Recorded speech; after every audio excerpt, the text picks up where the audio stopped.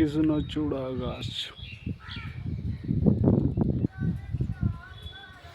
যেমন আমাদের ঘষা চলছিল, তো ঘষা চলতে চলতে মেশিনটা খারাপ হয়ে গেছে আবার।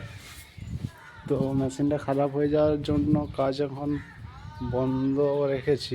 মেশিনটা যতক্ষণ না ঠিক হচ্ছে কাজ করা যাবে না। তো দেখুন এই দিকটা ঘষা হয়েছে, কত সুন্দর পরিষ্কার হয়েছে। তো মেশিনটা আপনাদেরকে এবার দেখা।